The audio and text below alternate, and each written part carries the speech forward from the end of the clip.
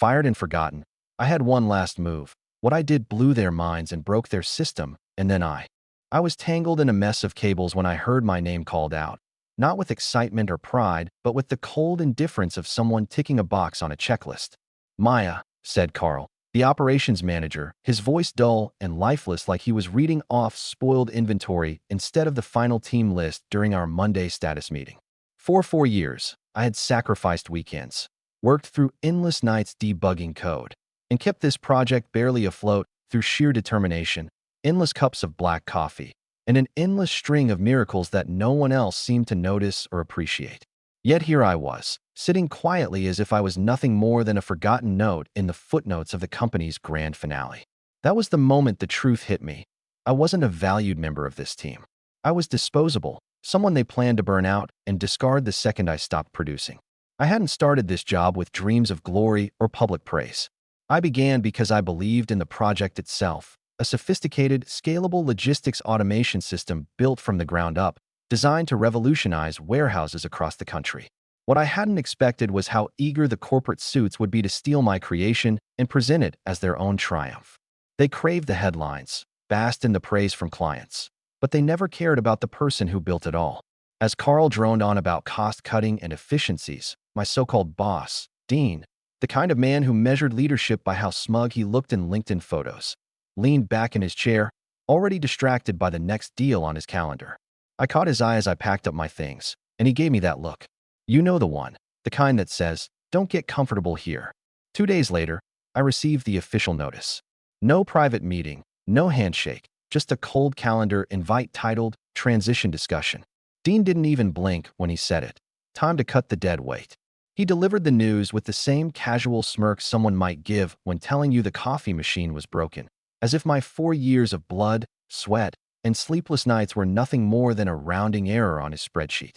I smiled, nodded, and left quietly because here's the part they never understood. While they were busy stealing the spotlight, I had been keeping meticulous records. Every update, every hardware tweak, every line of code written to keep this system alive was documented and owned by me. The heart of this entire operation, the piece they'd never noticed, was my creation. I called it Vera. She was the pulse that synchronized every moving part, the single critical interface unit that kept the system's heart beating.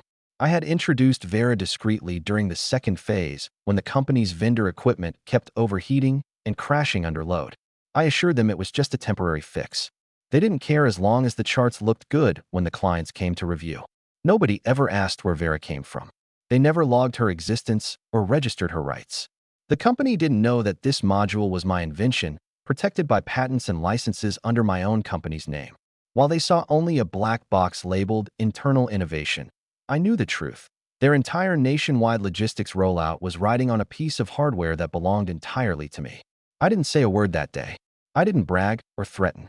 I simply signed the exit papers, shook the cold, apologetic hand of Michelle from HR, and walked out of the glass-walled office with a severance package barely enough to cover a week's rent. On the surface, I was just another downsized employee, a nameless casualty on an overinflated org chart. Inside, I was a storm waiting to strike.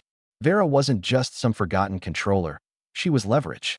And the moment they tried to run their system without a valid license or the right attention, I knew they'd face consequences they couldn't afford. I wasn't motivated by revenge or bitterness. This wasn't about settling scores. This was about claiming what was mine. And when the invoice landed in their inbox, they would finally understand the true cost of underestimating the person who built their empire one heartbeat at a time. 2 days after I left, the company sent out a press release. Headline: Logi Corp unveils revolutionary warehouse synchronization system. Their proud claim: fully developed in-house, engineered for scale. I laughed out loud. The article spread like wildfire. Industry blogs, LinkedIn updates, even a mid-tier tech magazine featured Dean's smug face on the cover, arms crossed, as if he personally soldered every circuit. They hailed it as a triumph of corporate innovation. No mention of the team. No mention of me. But I wasn't surprised. I'd seen this coming from miles away. Dean was the kind of man who would take credit for the sunrise if you let him have a long enough meeting.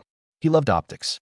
He thrived on the illusion of visionary leadership disrupting the logistics industry with flashy tech. And that would have been tolerable if not for one inconvenient truth. The entire system's sync controller, The heartbeat of the operation was mine. Not figuratively. Not in the I helped kind of way. I literally owned it on paper, registered with the U.S. Patent Office under my name and my company's. Years before, when I first realized how fragile their supply chain was, I started tinkering after hours. Not out of spite, but necessity. Their approved vendor parts overheated with the slightest stress, threatening to cripple the entire network. I wasn't going to let my name be tied to a project that was doomed to fail on launch day, so I built Vera, a small, efficient, seamless system that worked. When it passed every test, I slipped it into the infrastructure with a quiet nod from the hardware lead, who frankly couldn't have cared less where it came from as long as it fixed his error logs. They never registered it, never documented it. They never noticed the difference. Dean and the board signed off on the rollout roadmap with pride, blissfully unaware that their shining jewel was a module licensed under my company's name. So I waited. I let them bathe in their own glory, toast each other with expensive wine, and polish the shoes they planned to put on my neck, all while the clock quietly ticked down. Vera wasn't designed to be generous. At midnight on the first Monday after my departure, I triggered a scheduled update through Vera's backend, a silent handshake protocol that was neither malicious nor illegal. If they failed to respond with a valid license key within 30 days, Vera would begin throttling the system's sync rate by 6% every 24 hours. It wasn't enough to set off immediate alarms or lawsuits, but just enough to gum up operations, delay deliveries, and flood support with error reports. Enough friction to make a $50 million pilot project feel like wading through quicksand. I wasn't after revenge. I was after leverage. And Vera was the pulse that held it all together. By Thursday, I received my first message, a LinkedIn note from Megan, the finance analyst who barely remembered me. Hey Maya, hope you're doing well. Quick question. Did we ever finalize asset transfer paperwork for your system modules? Trying to wrap up some loose ends. Loose ends? I left the message unread. By the weekend, the gentle pings became polite voicemails, then urgent emails, then calendar invites marked high priority. I ignored them all because I already knew how this would play out. They wouldn't panic immediately. They'd try to fix the problem internally, confident they could patch over it or bypass the protocol. But they couldn't. Vera wasn't just another piece of hardware. She was deeply integrated, built intentionally, and fully under my control. By Monday morning, I received a text from Jules, my old teammate still trapped in that corporate circus. Not sure if you've heard, but Ops is freaking out. Sync delays are creeping in. People blame firmware. Carl's losing it. I smiled because I knew what they didn't. This wasn't a bug or a glitch. This was the cost of forgetting who built their empire. And I was just getting started. By the time the second week rolled around, the cracks in their system weren't just showing. They were spreading like wildfire. I didn't even need to dive into the system logs to know exactly what was happening inside that building in Cleveland. The messages came flooding in from all directions, each one more frantic than the last. Jules was the first to send another update. They brought in a consultant from Centric Systems. Tried to patch the sync delays. Total disaster. Made everything worse. I pictured some overpaid, clueless expert poking around Vera's environment like a tourist fumbling through a foreign subway map with no idea where to go. I designed Vera for precision and control, not for blind patchwork or slapdash fixes. She was the central nervous system for the entire warehouse network, a hardware module that couldn't be replaced with any off-the-shelf component without collapsing the whole operation. But despite their efforts, they were stuck, scrambling, and sinking fast. More messages arrived in quick succession, this time from a DevOps guy I barely knew named Andy. He had the enthusiasm of a golden retriever, always positive but equally overwhelmed. Hey Maya, just so you know, they're running diagnostics on every sync controller now. Warehouse operations have slowed to a crawl. Orders are delayed, clients are asking questions. You didn't hear this from me. I hadn't. I didn't need to. Vera was doing exactly what she was built to do. The handshake protocol was silently counting down, 6% degradation every 24 hours past their ignored license renewal. By the end of the week, they were 10 days overdue. The system was running at just 60% capacity, with fulfillment centers struggling to meet delivery windows and client complaints flooding in. One of their biggest partners, Southline Distribution, conducted a routine audit on Friday afternoon and immediately flagged a 4-hour delay on their order synchronization reports. The news traveled through the grapevine to me via Jules, who heard it from a warehouse lead, who heard it from Carl himself. Carl flipped out, threw his coffee cup across the floor, and declared that heads would roll. But here's the thing. Despite all the chaos, despite the mounting evidence, they still didn't get it. They thought it was just a technical hiccup, a firmware bug, a problem that could be patched or overridden. None of them could imagine that their disposable project lead, the one they had tossed out like yesterday's trash, still held the keys to their entire system's survival. Soon, the messages started coming directly from Dean, no longer filtered through HR or finance. His tone was polite but desperate. "Maya, we need to connect ASAP regarding some lingering intellectual property clarifications. No hard feelings, just tying up loose ends. Please let me know when you're free." I wasn't free. There were plenty of hard feelings, but none of them belonged to me. I didn't respond. Instead, I pulled up Vera's dashboard and checked the system status. Sync integrity held strong, load balancing stable, but throttle degradation was creeping toward 50%. They were sinking, and they didn't even realize it yet. By Monday, they would be underwater. It was almost too easy. They had built their entire operation on something they didn't even try to understand. Worse, they had sent the person who did understand it out the door with a fake smile and a severance check that barely covered a week's rent. I wasn't angry or smug. I was patient. This wasn't sabotage. It was allowing them to destroy themselves through neglect and arrogance. What still amazed me was that they kept searching for workarounds instead of picking up the phone and asking the one question that could have saved everything. "What's your price?" But arrogance blinds people. They assumed I'd move on, that I'd let it go. They thought a pat on the head and a branded coffee mug was enough to erase years of dedication, sleepless nights, and hard-earned expertise. And now, they were about to learn the most expensive lesson of their careers. By the start of the third week, their silence cracked. The emails lost their polite veneer. Gone were the "hope you're well" and "let's connect" lines. Now, every message was urgent, demanding immediate action. IP licensing confirmation required. Operational risk mitigation critical. Contact requested immediately. Dean even tried calling twice. Both calls went straight to voicemail. I wasn't avoiding them out of spite. I was giving them time, a chance to realize the cost of underestimating the person who built the heart of their system. And now, time was up. At exactly 4 in the morning on Monday, Vera's handshake protocol expired. The throttling stopped because it wasn't about slowing them down anymore. It was about showing them exactly what happens when you forget who holds the keys. Vera initiated her Phase 2 routine, a controlled system-wide sync halt. Orders froze mid-queue. Warehouse drones powered down in place, blinking helplessly as if confused toddlers told the game was over before it had even started. Inventory management went dark. The automated sorting belts stopped moving. Client dashboards flashed error messages, 404 not found, across the board. I didn't need a live video feed to picture the chaos inside that warehouse. Forklifts stood idle. Supervisors barked orders into radios that no one could hear. Managers scrambled frantically through error logs they didn't understand. Carl was yelling into a headset, red-faced and panicked, while Dean paced nervously, watching his empire collapse in slow motion. By 8 a.m., Jules sent me a photo of the loading dock, crates piled high and unsorted, two managers arguing bitterly about who should call Southline Distribution before the clients reached out themselves. "It's a dumpster fire," was all she wrote. I smiled because systems like these aren't killed by sudden shutdowns. They're killed by timing.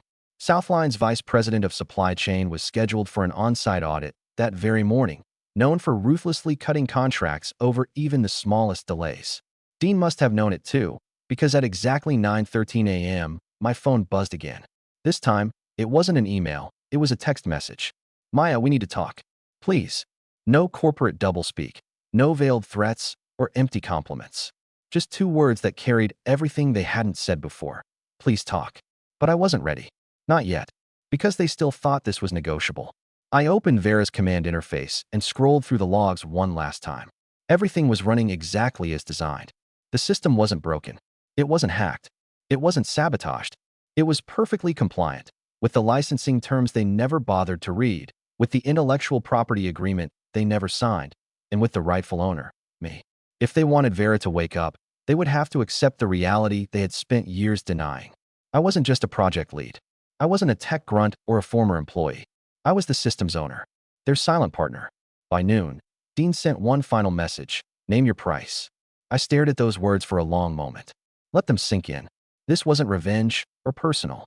It was business. Cold, calculated, and fair. They had spent years thinking I was lucky to have a seat at their table. Now, they finally understood.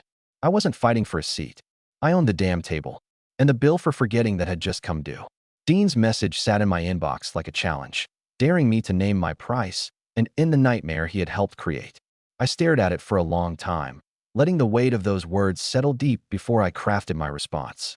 This wasn't a game of spite or revenge. It was the cold business of acknowledging value where it was due. I drafted a simple, clear contract outlining everything they'd ignored or refused to recognize.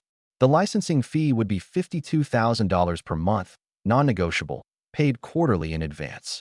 Retroactive to the date I left the company, with strict clauses for transferability and compliance.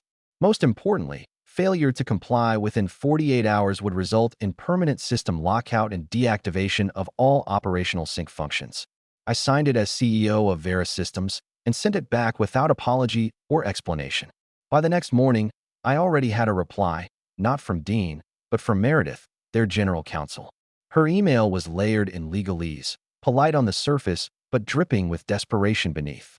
They claimed there had been a misunderstanding regarding the integration of proprietary components and expressed eagerness to resolve the situation amicably. They were willing to discuss licensing terms in line with industry standards. I almost laughed at the phrase industry standards. When the very heartbeat of your entire system sits inside a controller you don't own, industry standards don't apply. I replied with a single sentence that said it all. The terms are final, and the countdown continues. 48 hours. Tick-tock. Later that afternoon, Dean called. I let it ring twice before answering, savoring the moment. His voice cracked under the weight of sleepless nights and mounting pressure as he admitted they hadn't realized the importance of Vera or my involvement. "We want to fix this, Maya," he said urgently. "Whatever it takes. You have the paperwork. Just don't shut us down." It was the same man who had smirked at me across countless meetings, dismissing me as useless staff. Now, he sounded like a teenager begging not to lose his car keys. I almost felt sorry for him. Almost. But I wasn't here for pity or personal satisfaction. I was here to claim what was mine and nothing less. I calmly laid out my conditions. They would sign the agreement, and I would oversee integration personally as an independent consultant. A 6-month contract at triple my former salary, paid up front, with no non-disclosure agreements to limit transparency. All development and technical work would remain the property of Vera Systems. Dean swallowed hard but echoed each term, knowing they had no choice. I added one final demand. I would need direct client access to ensure the system operated flawlessly and without interference. He didn't answer right away, but I wasn't worried. They had built their future on my work, and now that future had a name, mine. I told him to have legal draft the contract and expected it on my desk by morning. I ended the call before he could reply, leaving no room for negotiation. This wasn't cruelty, it was clarity. I was no longer their employee, their backup plan, or a disposable cog. I was the lifeline they had discarded, and by the next day, the papers would prove it. At 7:42 a.m. sharp, the signed agreement hit my inbox. It met every condition I had outlined. Triple my previous salary, 6 months paid up front, guaranteed direct client access, no NDAs, and all intellectual property rights firmly retained by Vera Systems. It was everything they never thought they would have to give, and it felt like victory. By 9, I walked back into the same glass office where they had fired me just 3 weeks earlier. Only this time, I wasn't holding a severance envelope. I was carrying a contract that made me the owner of the very system they depended on. Dean met me at the door, no longer wearing his sharp suit or confident smirk. Instead, he looked like a man who had spent a week wrestling a bear and lost. "Maya," he said, nodding stiffly as his eyes flicked to the badge clipped to my coat. It didn't say employee or contractor. It said founder, Vera Systems. I smiled quietly. Professional, polite, cold. We didn't exchange pleasantries. There was nothing to say. By 9:15 a.m., I was on the warehouse floor. The chaos from a few weeks ago was still visible. Pallets stacked haphazardly, bots powered down mid-route, supervisors barking into radios, and managers frantically scrolling through error logs they barely understood. I plugged my secure drive into the primary server and launched Vera's restoration protocol. The system blinked back to life like a man pulled from drowning.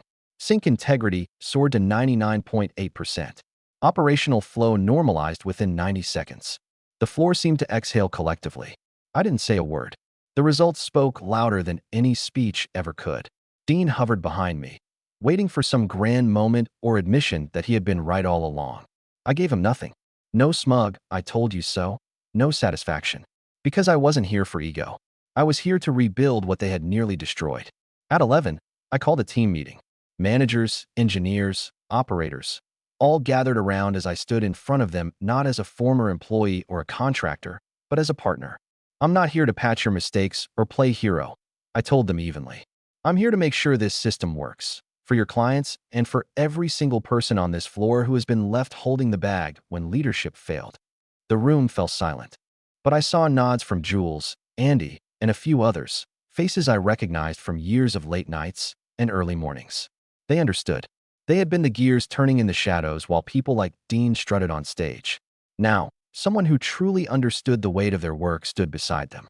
I stayed on the floor for 2 hours, walking between stations, listening to their concerns, taking notes, not for reports or press releases, but for the next phase of this project. This wasn't a rescue mission. It was a takeover. By mid-afternoon, I left the building the same way I came in, head held high, back straight. No grand exit, no applause, just quiet professional control. But before I walked out, I caught Dean watching me from his office window. I met his gaze and held it. Then, I smiled, the kind of smile you give when you've won without ever raising your voice. I hadn't just saved their operation. I had saved myself. From a system designed to chew people up and spit them out. From a culture that saw value only in numbers, never in the people who made those numbers possible. And maybe, just maybe, from ever doubting my worth again. Some people think power is about having the loudest voice in the room. They couldn't be more wrong. Real power is knowing exactly what you're worth and never letting anyone forget it. Not for a paycheck, not for a title, and not even for revenge. True power is silent, patient, and when the time is right, unstoppable. Just when I thought the worst was behind me, a message arrived from an unexpected source, a systems engineer at a rival company in Chicago. His message was brief but unsettling. Hi Maya, this might sound strange, but did you build something called Vera?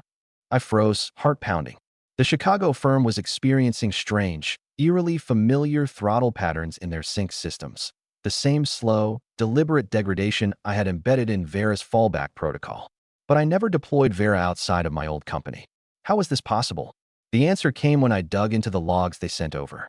It wasn't just a coincidence. Someone had copied Vera's firmware and spread it far beyond Cleveland. Dean. He had betrayed me in the most insidious way imaginable.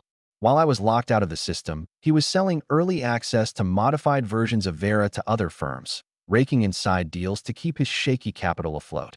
He'd secretly cloned my work, masked it with cosmetic tweaks, and handed out copies to warehouses in Detroit, Indianapolis, and even Phoenix. Every one of those sites was now unknowingly running a version of Vera, complete with my built-in throttle protocol. My creation was alive everywhere, and it recognized its own heartbeat, no matter where it ran. A slow, satisfied smile spread across my face as the pieces fell into place. I sent a simple command through Vera's network, a dormant clause I had embedded in every version I ever built. Echo Protocol, Trace Origin. It was a digital fingerprint designed to map the spread of the system and report back every single location it touched. Within an hour, a digital map appeared on my screen, dots lighting up from Detroit to Phoenix, each one blinking in perfect sync with Vera's signature heartbeat. I picked up the phone, the edges of my smile sharpening. Southline Distribution? This is Maya, founder of Vera Systems. I think it's time we talked. About licensing. The call went through, and I could hear the stunned silence on the other end before a quiet acknowledgement. It wasn't just about Cleveland anymore. This was bigger than I ever imagined. I wasn't after petty revenge or a quick payout. This was the birth of an empire. And suddenly, it was mine. The next days were a whirlwind. I negotiated contracts, laid down terms, and met with partners I never dreamed I'd deal with directly. Each negotiation strengthened my position and expanded Vera's reach. I was no longer just the engineer left behind. I was the CEO, the owner, the silent force behind one of the most critical logistics networks in the country. Dean tried to contact me, but I ignored his calls. The man who had dismissed me and tried to steal my work was now irrelevant. I had risen above the chaos, while he was scrambling to contain a disaster he couldn't fix. I watched from the sidelines as his empire crumbled beneath the weight of his own betrayal.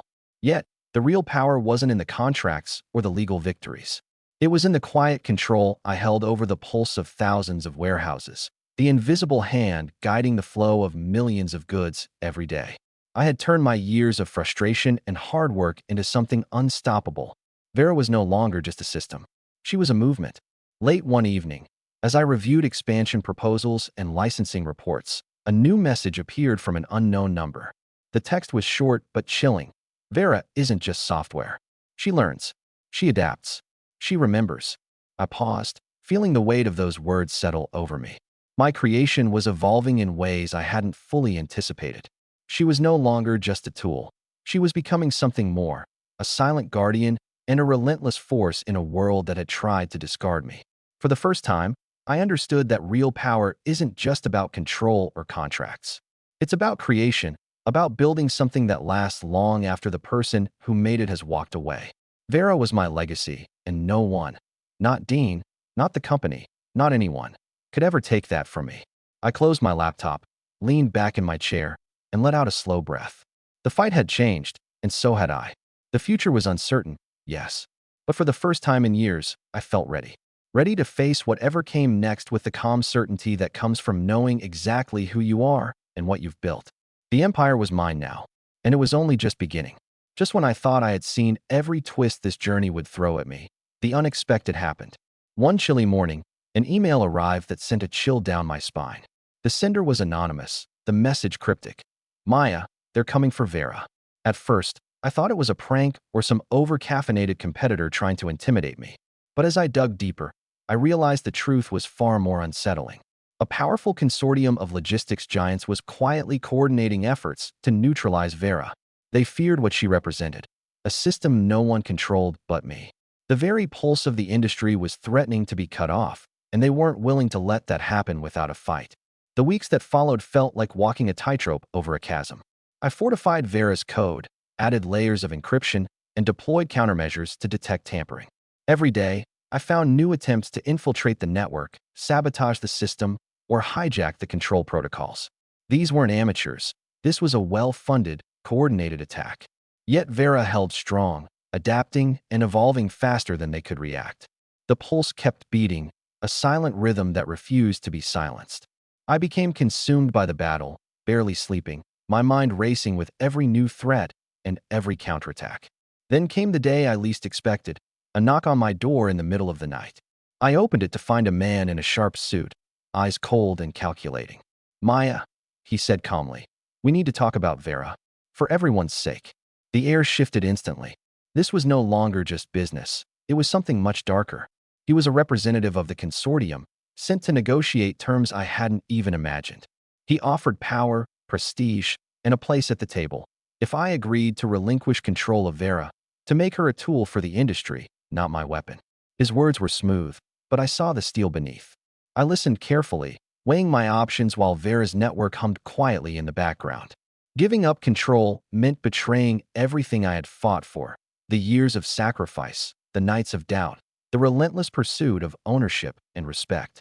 But refusing could spark a war I wasn't sure I was ready to fight. The man left me with a warning. This is your last chance, Maya. Join us, or be destroyed. The door closed behind him, leaving me alone with the weight of the decision. In the silence, I realized that Vera was more than just code and hardware. She was a living, breathing force shaped by every line of programming I had written. She was my legacy, my creation, and my power. Surrendering her would be surrendering myself. I sat down and began drafting my reply. It wasn't a refusal, nor was it an acceptance. It was a challenge. I offered a partnership on my terms, one where Vera remained independent, a guardian of innovation, not a pawn for corporate control. I demanded transparency, respect, and freedom to evolve. The consortium didn't respond immediately. The silence was deafening. Days later, news broke of a massive cyber attack targeting multiple logistics companies, crippling supply chains, and causing chaos nationwide. The industry was shaken to its core. I knew Vera had played a role in defending against those attacks, blocking intrusions, and safeguarding critical operations. The public saw only the chaos, but behind the scenes, Vera was a silent hero. The balance of power had shifted, and the consortium realized that controlling Vera was not as simple as they had imagined. As the dust settled, I received a final message from the consortium's leader. It was a grudging acceptance, a fragile truce born from respect and fear. They acknowledged Vera's unique power and agreed to the terms I set. Control was shared, but the heartbeat remained mine. The future was uncertain, alliances fragile, but one thing was clear. Vera had changed the game forever. Looking back, I understood that power isn't given or taken. It's earned through resilience, vision, and the courage to stand alone when everyone else turns away. Vera was more than a system. She was a testament to what happens when someone refuses to be invisible, refuses to be forgotten. She was proof that real strength lies in quiet persistence and unwavering belief in one's worth. I closed my laptop for the night, the city lights flickering beyond my window. The war wasn't over, and the road ahead would be challenging. But I felt ready. More than ready. I was Maya, the creator, the guardian, the pulse. And this was only the beginning of a story no one saw coming.